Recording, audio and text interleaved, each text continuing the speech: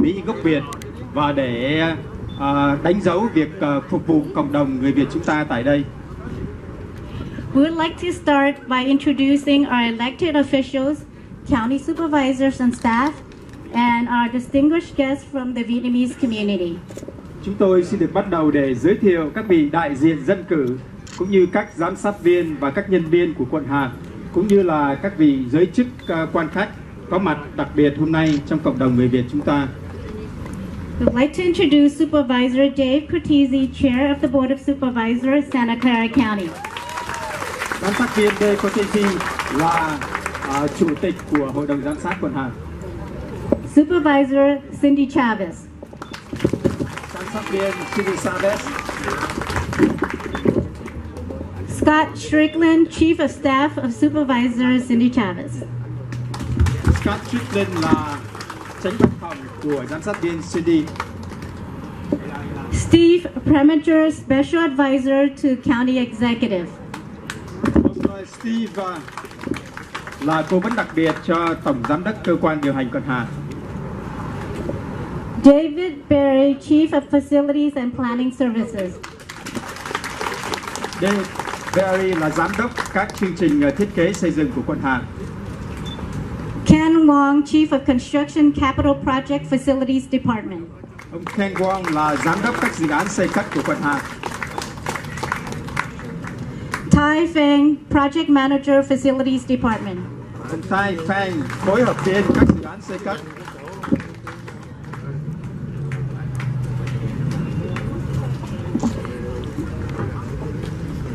And I acknowledge the presence of Gina Session from Social Services. Bà Gina Session là giám đốc của chương trình xã hội quận hạt. The Most Venerable Thích Giác Lượng. Thượng tọa Thích Giác Lượng. General Nguyễn Khắc Bình. Thiếu tướng Nguyễn Khắc Bình. Admiral Trần Văn Trơn. Đề đốc Trần Văn Trơn. Former Minister of Trade and Industry of Republic of Vietnam, Mr. Nguyễn Đức Cường. Cựu Bộ trưởng Kinh tế và Thương mại, ông Nguyễn Đức Cường.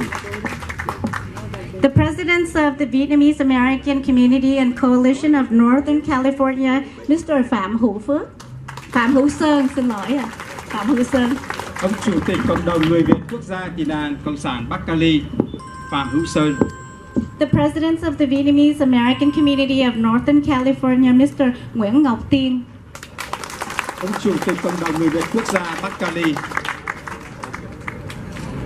Due to the limited time, we're unable to read or announce all the names of our distinguished guests and the organizations in the community, but we deeply appreciate and welcome your presence. Vì thời gian có hạn, chúng tôi đã không có thể đọc tên tất cả các vị quý khách và đại diện các hội đoàn tham dự hôm nay. Chúng tôi xin thành thật cảm ơn sự tham dự của quý vị hôm nay. Please rise for the national anthem of the United States of America and for the national anthem of the Republic of Vietnam. Xin chúng ta cùng đứng để bắt đầu nghi thức chào quốc kỳ Hoa Kỳ và quốc kỳ Việt Nam Cộng Hòa. Presented by Jenny True and Victoria Thuy McDowell.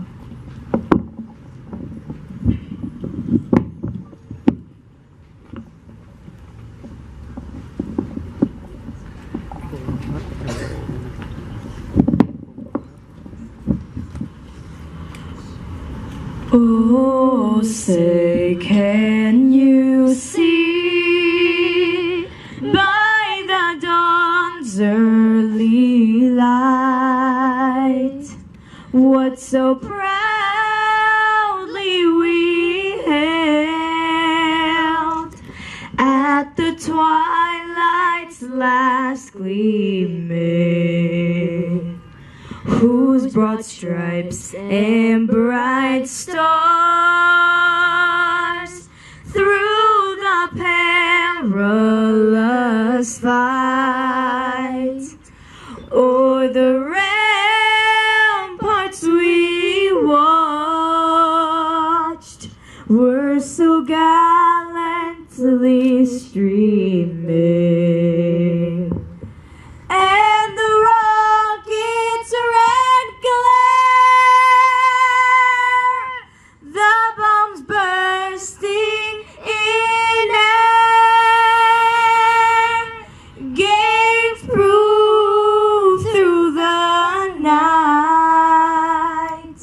that our flag was still there.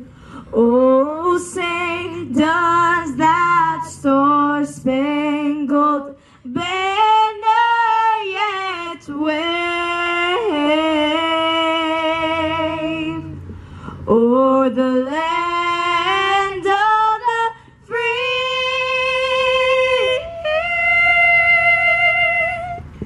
and the home of the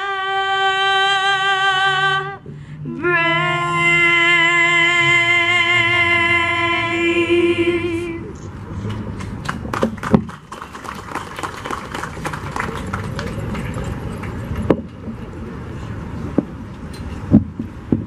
Người công dân ơi, quốc gia đến ngày giải phóng, đồng lòng cùng đi hy sinh tích dị thân sống, vì tương lai quốc dân cùng sống pha khói tên, làm sao cho núi sông từ nay luôn vững bền, rồi cho thay phơi trên công giáo, thổ nước lanh mau đào đêm bao, nổi sông nước biên phải cần giải nguy, người công dân luôn vững bền tâm trí, hùng tráng quyết chiến đấu làm cho khắp nơi vang tiếng người nước Nam cho đến muôn đời. Công dân ơi, mỗi anh thần dưới cờ, công dân ơi, mau làm cho khói bờ thoát cờ, tại pha vẽ vàng người dòng sống danh nghìn năm dòng dòng lạc hồng.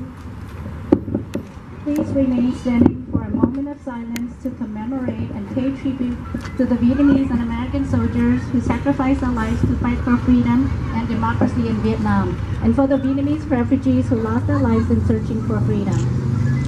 Chúng ta bắt đầu phút mặc niệm để tưởng nhớ những chiến sĩ Việt Nam Cộng Hòa và các chiến sĩ quân đội Hoa Kỳ đã hy sinh tranh đấu cho tự do dân chủ Việt Nam, cũng như chúng ta tưởng niệm các đồng bào tị nạn đã bỏ mình trên biển cả trên đường tìm kiếm tự do.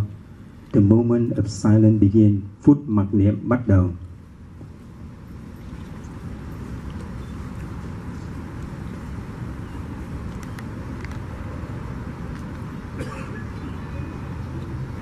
The moment of silence is ended. Phút mặc niệm chấm dứt. Good morning, everyone. Thank you for being here. I appreciate, let me just say as a personal point, thank you so much for the people up at the front here who were extending birthday wishes to me. I appreciate that very much. Today your birthday? Yeah.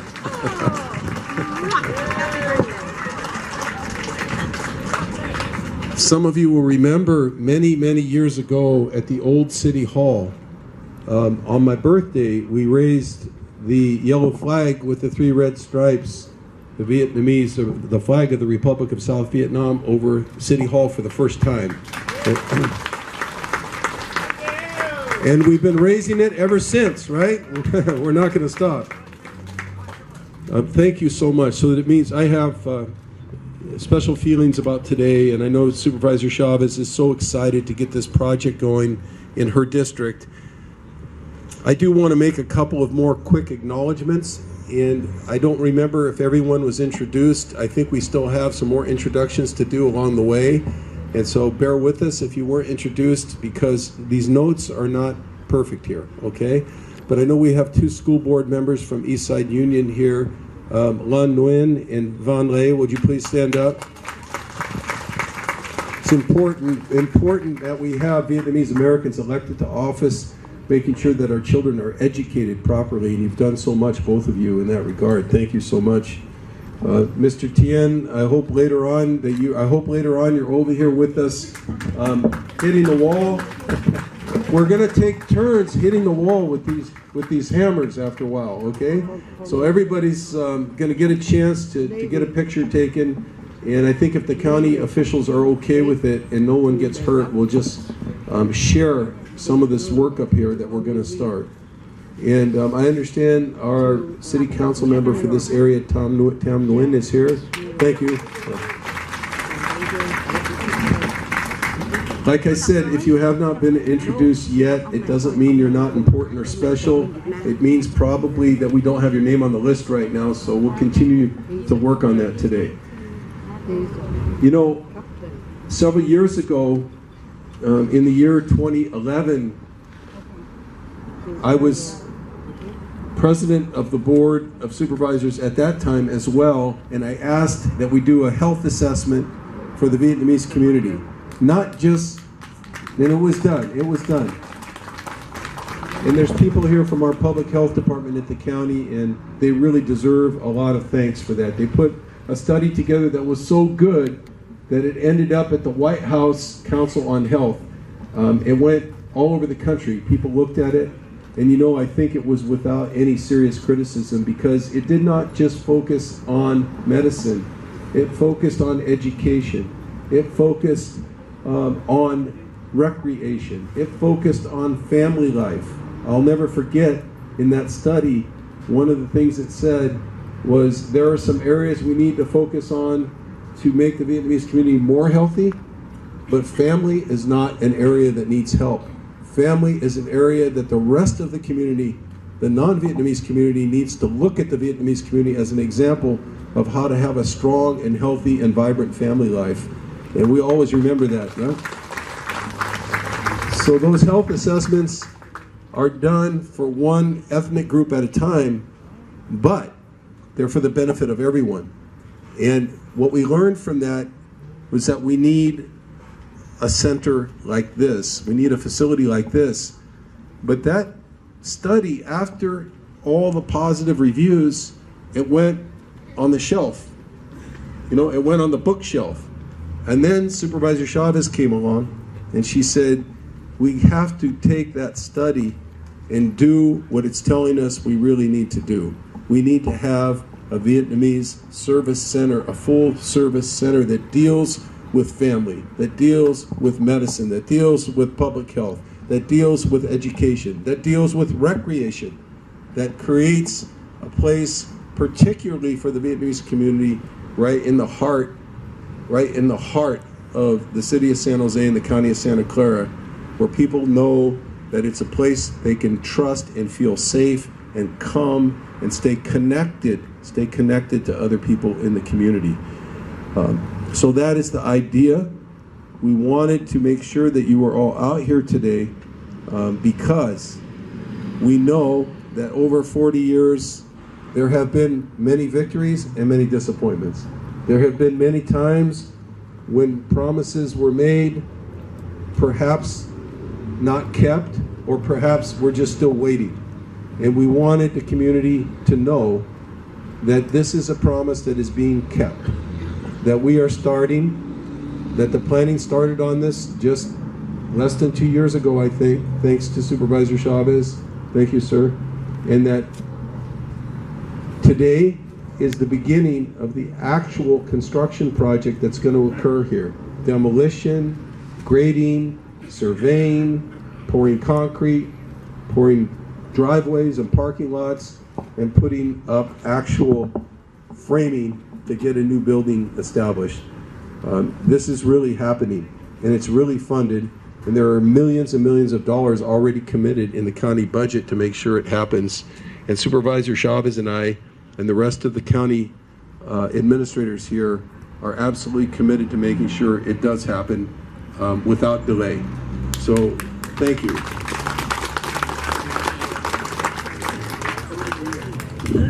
Thank you very much. I try to give sort of like a summary of Dave Cortese. Basically, first of all, he appreciates. Xin lỗi, I have to say Vietnamese. Sorry. Xin phép được thông dịch, tại vì cái suy nghĩ tiếng Mỹ. Trước hết là giám sát viên David Cortese cảm ơn một số quý vị đã có lời mời chúc mừng Happy Birthday, chúc mừng sinh nhật của ông ngày hôm nay, và làm cho ông nhớ lại rằng lúc trước khi mà ở cái tòa thị trấn của San Jose, lúc đó ông là nghị viên, thì ông đã bắt đầu một cái truyền thống rất đặc biệt, tức là dương cao cờ Việt Nam Cộng Hòa trong cái ngày lễ sinh nhật của ông, và đã bắt đầu cái truyền thống đó từ trước đến giờ. Sau đó thì ông cũng nói là có rất nhiều quý vị quan khách đặc biệt hôm nay đã tới tham dự, nhưng vì ông ấy không có thể đọc được hết tên của quý vị, có lẽ là tại vì không có tên trong cái danh sách này, nhưng mà ông sẽ tiếp tục nhận diện và nêu danh những quý vị có mặt hôm nay. Đặc biệt chúng ta có sự hiện diện của bà Văn Lê và ông Nguyễn Lân của cái khu học tránh Eastside Union School District, cũng như là có nghị viên Nguyễn Tâm của cái khu vực thành phố ở đây. Ông nhắc lại rằng năm 2011, khi mà chính ông là giám sát viên của quận hạt đã chính thức yêu cầu có một cái buổi định giá về sức khỏe cho cộng đồng Việt Nam. Nhưng mà ông nói rằng cái kết quả của cái cuộc đánh giá này không những chỉ giới hạn trong cái vấn đề y tế, nhưng mà liên quan đến những vấn đề giáo dục, gia đình. Và qua cái cuộc lượng giá này đã học được rất nhiều, đặc biệt là những cái giá trị văn hóa đặc biệt của người Việt Nam mà các cộng đồng khác có thể học hỏi được. Tuy nhiên sau cái cuộc học đánh giá này thì không có một cái kết quả hoặc là công việc thực hiện cụ thể nào. Do đó bà Cindy Chavez đã bắt đầu yêu cầu thực hiện những cái điều mà kết quả của cái cuộc đánh giá đưa ra, đó là làm sao để thực hiện một cái trung tâm phục vụ người Việt của chúng ta tại địa phương. Ông Kodesi cũng có nhắc là đã có những cái thành đạt trong 40 năm qua đối với cộng đồng chúng ta, nhưng mà cũng có những cái ước mơ, lời hứa chưa được thực hiện.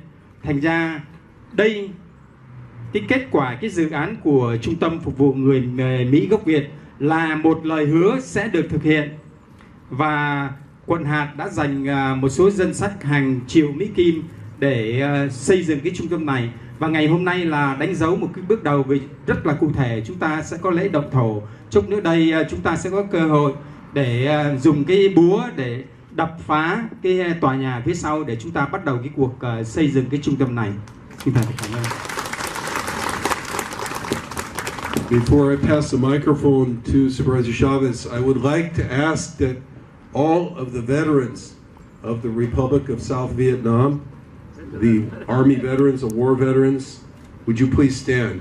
This is the greatest generation of Vietnamese here present with us today. Please stand. Admiral, would you please stand? Tất cả quý vị cựu quân nhân, If you can stand. If you're able to stand, please stand so we can give you a round of applause. Nếu quý vị có thể đứng, xin đứng lên để chúng ta nhận diện và cảm ơn tri ân quý vị. Thank you so much. Xin thật cảm ơn. And I would like also that we give a round of applause to both the Catholic and Buddhist clergy who are here present today. Could we please give them a round of applause? Xin chúc mừng và hân hoan chào đón các vị lãnh đạo tinh thần có mặt hôm nay. And now, please give a big round of applause to my colleague, Supervisor Chavez, who has been working so hard on this project. Chúc mừng và chào đón giám sát viên Sina Chavez. Now we're going to start by singing Happy Birthday to Dave.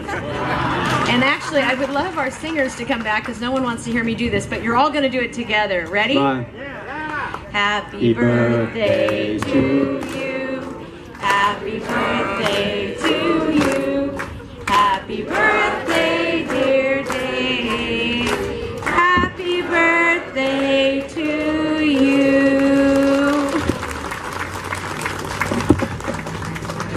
You know, he didn't even say anything when we scheduled today, so I'm glad he did. So I want to start out by asking everybody who's working on the project, from the county staff, if you will just stand up for a moment. Everybody on the county staff who's working on this project, Steve Preminger, Van Lan, we have Mikkel. Tất cả những nhân viên quận hạt đã làm việc cho dự án. Xin đứng lên.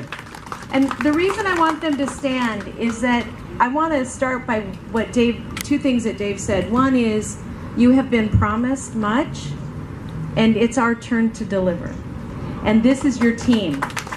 This is your team. And I can see my staff and Dave's staff.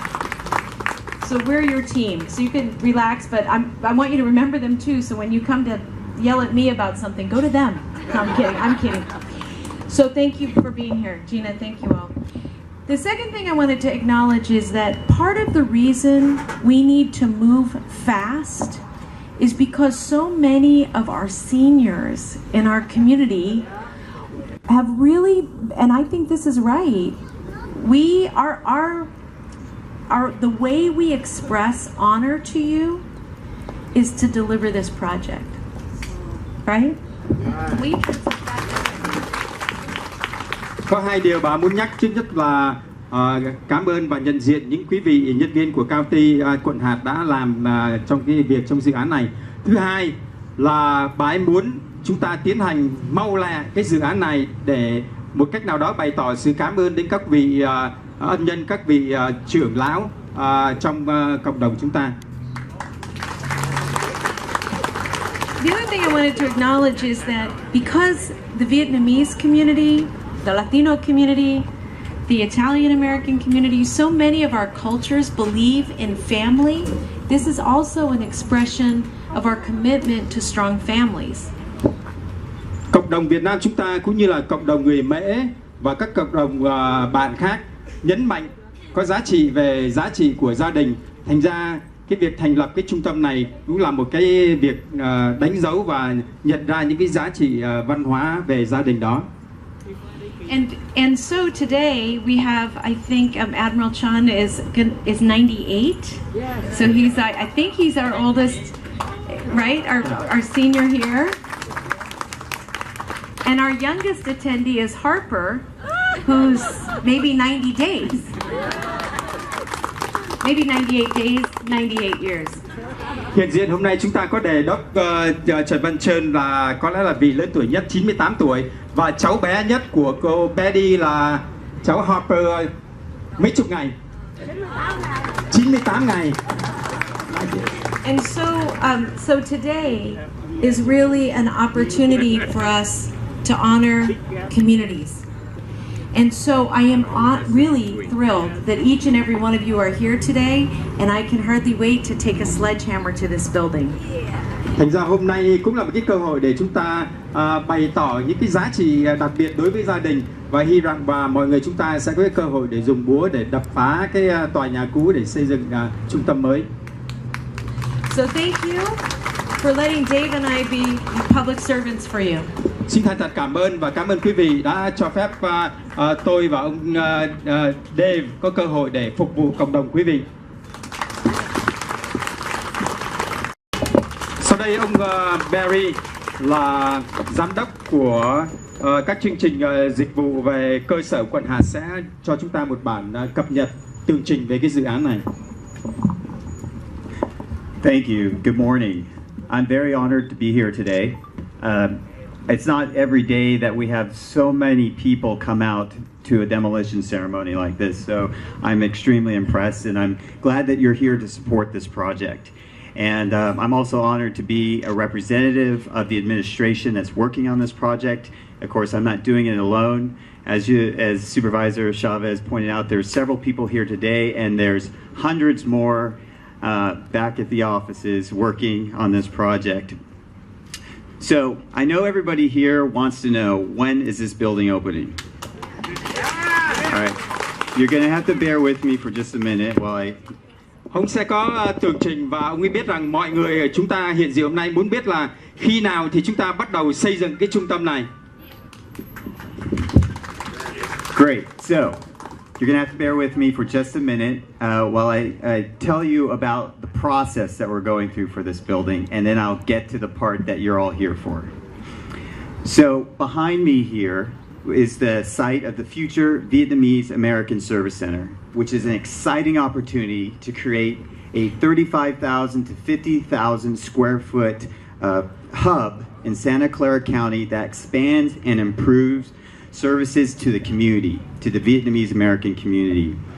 Although we've got some specific goals that have been created for the new center, this is a tremendous opportunity to work collaboratively with the community and our key service agencies to define an innovative, effective, and efficient new service delivery model. So quý vị thấy là cái khu vực đằng sau của ông ấy sẽ là một cái địa điểm xây dựng cái trung tâm phục vụ người Mỹ gốc Việt của chúng ta hôm nay. Mặc dù chúng ta biết rằng sẽ có nhiều những cái tiến trình, nhưng mà cái vấn đề quan trọng là cái trung tâm phục vụ này sẽ bao gồm tất cả những cái dịch vụ mà quận hạt của chúng ta sẽ cung cấp. So the focus of this project will be on the needs of the Vietnamese American population as well as the population at large, with regards to use of services provided by the County of Santa Clara's Social Services Agency, our behavioral health services, public health, and ambulatory care. Thành ra dự án này sẽ chú trọng đến cái nhu cầu cộng đồng của người Việt chúng ta, cũng như là cái cộng đồng chung địa phương liên quan đến việc sử dụng các dịch vụ của các cơ quan quận hạt như sở xã hội, dịch vụ tâm trí, hành vi y tế cộng đồng và các chăm sóc y tế. So since this is an unprecedented type of project, the county is currently working to develop a vision for the use of the facility and explore different scenarios to maximize the delivery of services to you, to the community. Và quận hạt đang phát triển một cái viễn ảnh cho cái việc sử dụng trung tâm này và đưa ra những cái phương thế nào có thể cung cấp các dịch vụ ở mức tối đa cho cộng đồng chúng ta. So as part of last year's capital planning, a feasibility study was completed to establish a conceptual facility size. It's somewhere in the range of 35,000 to 50,000 square feet. Thành ra năm ngoái thì quận hạt đã hoàn tất một cái xác định về cái diện tích khái niệm cho trung tâm ở một cái mức khoảng từ 35.000 đến 50.000 bộ vuông, tức là 35.000 tới 50.000 square feet. And the current effort that we're going through right now is to validate the facility size and the site layout with a refined building program of the types of services that we'll provide here to the community. Và hiện nay thì quận hạt đang tiến hành việc đánh giá đúng mức cái diện tích và sắp xếp các cơ sở phòng ốc phù hợp với các chương trình của trung tâm cũng như là các nhu cầu khác. So the project is going to explore multiple approaches to parking and site layout to optimize the experience to you, the community, as well as staff, and to respect the neighborhood context of the adjacent properties. Thành ra cũng để đánh giá các nhu cầu khác về các cơ sở, các chương trình cũng là các nhu cầu đậu xe cho nhân viên hoặc là các khu vực bối cảnh xung quanh hàng xóm ở đây. So the existing building you see behind me will be demolished to provide room on the site for a new building. As part of the demolition process, we removed hazardous materials from the building. Thành ra cái tòa nhà phía sau này sẽ được bị phá ra để xây dựng cái trung tâm mới, và trong cái tiến trình mà phá hủy cái tòa nhà cũ thì phải di chuyển những cái vật liệu độc hại ra khỏi tòa nhà. And this process started in September and was completed in March, and it's now allowing for the next phase, which is the demolition of this building, which we are symbolically celebrating today with this formal demolition ceremony. Thành ra bắt đầu từ tháng 9 năm ngoái thì đã có những cái phần di chuyển những cái vật liệu độc hại ra khỏi tòa nhà và đã hoàn tất vào tháng 3 vừa qua. Thành ra bây giờ chúng ta sẽ đi cái bước kế tiếp là phá hủy toàn bộ tòa nhà để xây dựng trung tâm mới. So the demolition will be completed by the end of August, but if all of you participate today, we may get it done today. We'll see. Ông ấy nói là hy vọng tới cuối tháng 8 này thì chúng ta sẽ phá hủy xong tòa nhà, nhưng mà hy vọng với sự hiện diện của quý vị chúng ta sẽ là có thể phá hủy nó lẹ hơn. Okay, I'm glad it's funny in Vietnamese as well. So an architecture firm was awarded a contract in December of last year to assist the county with defining the project and completing the planning process. So far, we've had several meetings to define the services that will be provided at the center. As part of their task, the architects will develop site options for the board's review and consideration. And community outreach to all of you, which began earlier this year, will also provide input for the board's decision-making process. Vào tháng 12 năm ngoái thì đã có một cơ quan kiến trúc trúng thầu và đã giúp cho quận hạt xác định cái dự án và hoàn tất cái tiến trình kế hoạch.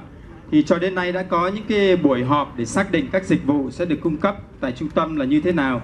và các kiến trúc sư sẽ trình bày cho hội đồng giám sát các mô hình cơ sở để chọn lựa, và cộng đồng chúng ta cũng có cơ hội để đóng góp ý kiến trong cái tiến trình của hội đồng giám sát.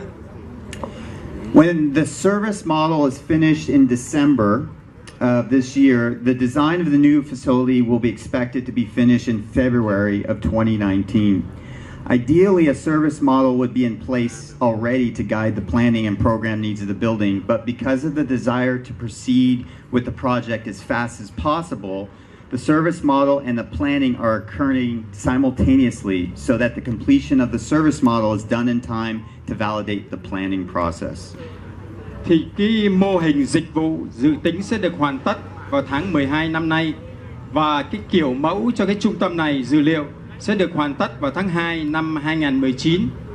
Thông thường thì cái mô hình dịch vụ phải được hoàn tất để hướng dẫn kế hoạch và các nhu cầu chương trình của tòa nhà trung tâm.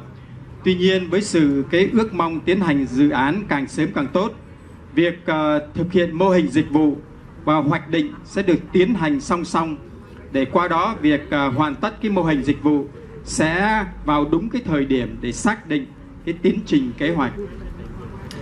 So, actual construction, we're anticipating that it will start in June of 2019. So we'll have you all back here for ceremonial groundbreaking, and the construction should be completed at the January, the start of 2021, and then it takes us a few months to move into the building and get it up and running. And so we are anticipating the doors will open in April of 2021.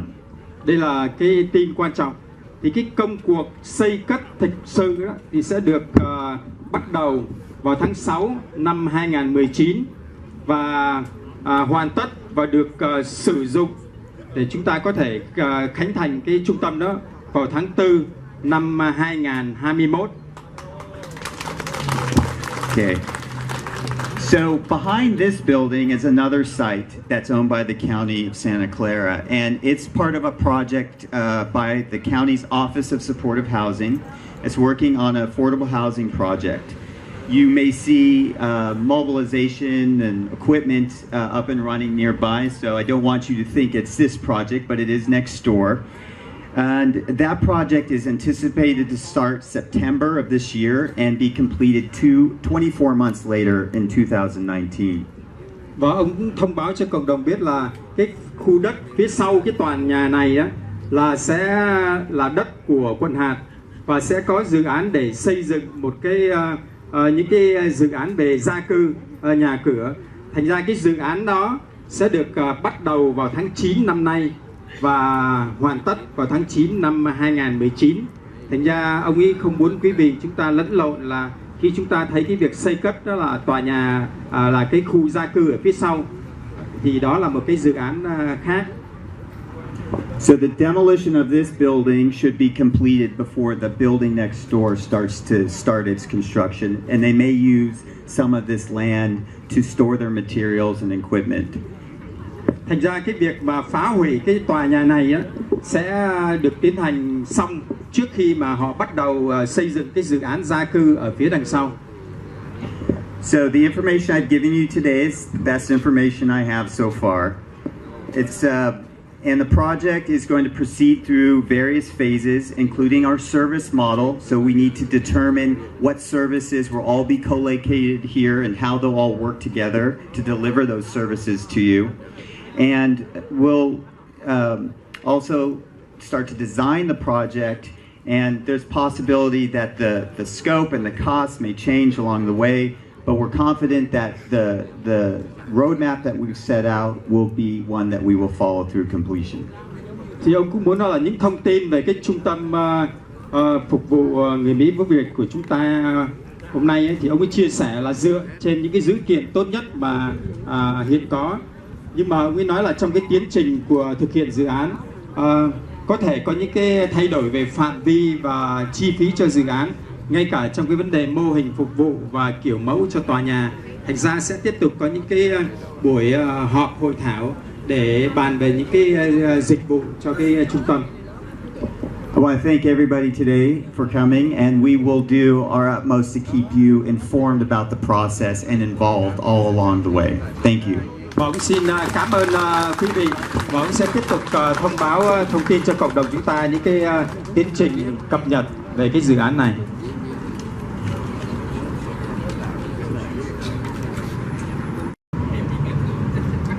This is exciting. So let's this historic moment commence. We would like to invite Supervisor Dave Cortese, Supervisor Cindy Chavez. Oh, I'm sorry. We'd like to invite one of our Vietnamese community leaders, General Nguyễn Khắc Bình, to share his thank you remark. Vâng, chúng tôi xin mời Thiếu tướng Nguyễn Khắc Bình, là một trong những vị lãnh đạo trong cộng đồng, sẽ có vài lời chia sẻ.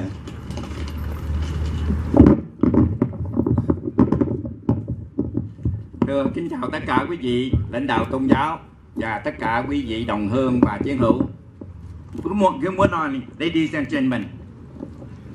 On behalf of the Vietnamese American community, I would like to thank Supervisor Sandy Chavez and President Dave Cortese for their great leadership in supporting the Vietnamese American community in Santa Clara County.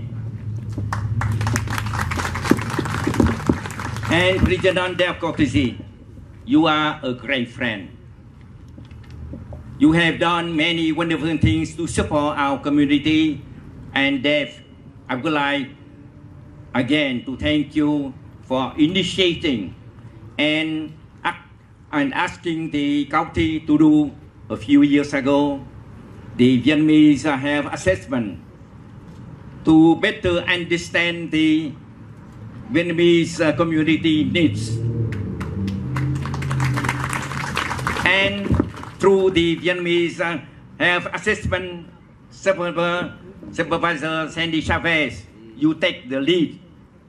You work with Supervisor Dave Cortese to ensure that the Vietnamese needs are being met by establishing the Vietnamese American Service Center to provide services to our community. So thank you very much, Sandy and Dave. Và thưa tất cả quý vị, cho một tràng pháo tay thật lớn cho vấn đề hai người anh hùng của chúng ta. Please stand up, Sandy Chavez and Dave Cortese. We also want to thank Jeff Smith from the County Executive Office and staff for support and commitment into this project. The center would not be a success without your office and the relating department participation. So, Steve Preminger, please relay our appreciation to Dr. Smith and all the department heads, sir. Thank you. Today is symbol of marking the new beginning. In Vietnamese, we used to refer Tống Cụ Nghinh Tân. That means removing and get rid of the old and welcoming something new and better. Once again, thank you, Dave and Cindy. You are our true friends. Our community hope and dream will depend on you. We are looking forward for the completion and inauguration of the Civic Center very soon. So thank you and thank you very much, sir. Thưa tất cả quý vị, hôm nay tôi nghĩ rằng là một cái ngày rất là vui vẻ và hãnh diện của tất cả các anh em chúng ta. Bởi vì vấn đề cái đó chứng tỏ rằng vấn đề là chẳng những quý vị, vấn đề trong cộng đồng chúng ta đã hoạt động rất là tích cực, mà quý vị còn gây được một cái sự là vấn đề là quan trọng và tin cậy của những cái người lãnh đạo của chúng ta để mà mới có được một cái trung tâm mà tôi nghĩ rằng rất đồ sộ và rất ích lợi cho cộng đồng Việt Nam của chúng ta. Và thưa quý vị cũng thấy rằng vấn đề đó là gì, hồi nãy vấn đề Trung Cao Ti đã nói rằng vấn đề đó là cũng mình phải nói rõ là vấn đề đó, cái này là do ông chủ tịch Dave Cortese, mà ông Cortese đã nói rằng lúc 2011 ông đã tổ chức một cái health assessment của người Việt Nam để chi? Để có lý do để mà có sử dụng hay là tìm một cái số tiền mà quý vị thấy rằng rất là quan trọng, rất lớn. Để chi? Để làm một cái trung tâm rất là đồ sộ. Mà nghĩ rằng có lẽ ở trên nước Mỹ hay là trên thế giới chưa bao giờ có chính quyền nào mà giúp đỡ cho cái cộng đồng Việt Nam với một phương tiện rất là lớn lao như vậy. Mà chúng ta cũng thấy rằng vấn đề đó, những cái người mà có được, chúng ta phải nhận rằng những người này là những người bạn thật tình của cộng đồng Việt Nam của chúng ta. Những người đó đã có công lao để giúp đỡ, mà chúng ta thấy rõ rằng những người đó là ai? Những người đó là ông President Del Cortese và bà Sandy Chavez. They stand up again. So I recognize that both of you. Có thành ra vấn đề là cái điểm là tôi cũng hân hạnh được để nói lên, có tiếng nói để mà cho tất cả người Mỹ, chính quyền Mỹ, mà làm sao chúng ta cũng thấy rằng những người anh em đều là bạn thân của hai vị lãnh đạo này, và hai người lãnh đạo này là bạn thân của tất cả của chúng ta, cái người Việt hải ngoại của chúng ta, và vẫn phải làm bằng lời nói. Mà như hồi nãy là vấn đề là ông Del Cortese và Sandy Chavez cũng nói rằng có những cái điểm mà trong 40 năm rồi, có những cái lời nói, có những cái lời hứa, có khi được, có khi không. Nhưng mà chúng ta cũng phải xác nhận rằng cái điểm này là những người, là vấn đề là hai cái vị này, hai người đều rất kiên nhẫn. Bạn của chúng ta không phải là bữa nay, không phải là năm rồi, mà đã 15, 16 năm rồi. I just said that to a friend that your friend, true friend, not today, not last year, but more than 10 years ago. So it confirms that you have done what you have to do, and especially both of you have done many spectacular things for us. So again, thank you very much. Còn chúng ta cũng nói rằng vấn đề bữa nay được chúng ta có những đề hàng đồng này, chúng ta cũng là có mấy cái vị hòa thượng đặc biệt thích giác lượng, và tất cả quý vị chúng ta cũng nghĩ rằng chúng ta phải cầu nguyện ơn trên hồn thiên sông núi để mà giúp chúng ta, cộng đồng của chúng ta được phát triển lành mạnh, tốt đẹp và thịnh vượng. Xin cảm ơn tất cả quý vị.